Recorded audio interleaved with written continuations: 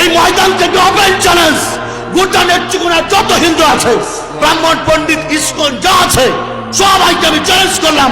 প্রশান্ত বাবুরা জীবনভর শুধু আমার বিরুদ্ধে বললেন, যদি পারেন যুক্ত নেতা হন, সব আপনার কর্মীদেরকে নিয়ে যত হিন্দু আছে এক পাশে আসেন, আমি একা বসবো ইনশাআল্লাহ একা। যদি হিন্দু ধর্মের সত্যতা প্রমাণ করতে পারেন, আমার কাছে শর্ত থাকবে দুইটা।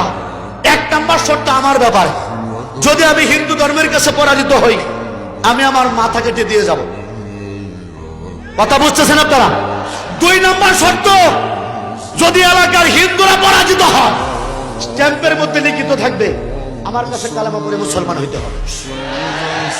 কে মুসলমান? আপনারা কি আমার সাথে একমত আছেন তো? ইনশাআল্লাহ।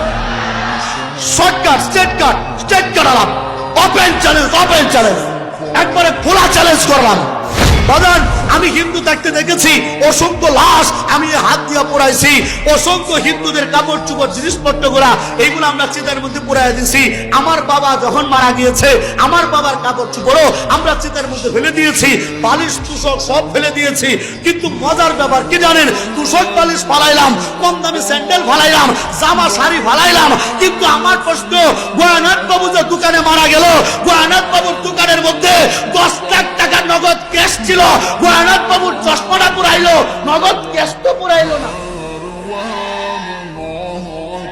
কি আমার কথা বুঝতেছেন নাকি? আমার প্রশ্ন তাদের কাছে, উত্তম বাবুর মা যে মারা গেল, উত্তম বাবুর মায়ের শাড়িটাও হিন্দুরা পুরাইয়া দিল, উত্তম বাবুর মায়ের ব্লাউজটা পুরাইয়া দিল, কিন্তু উত্তম বাবুর মায়ের গলার মধ্যে যে 5 ভরি ওজনের স্বর্ণের একটা গলার হার ছিল, এই হারটা তো চিতার মধ্যে পুরাইল না। কি কথা বুঝতেছে নাকি আপনারা? বিমলের বাপ যে মরলো খাটটার ভিতরে, ওই খাটটার দাম ছিল 1.5 লক্ষ টাকা। বিমলের বাবার লুঙ্গিটা ঘুরাইলা, ওইটা কম দামি। বিমলের বাপ যে খাটটার মধ্যে মারা গেল, খাটটা তো পুরাইলা না, কেন পুরাইবা?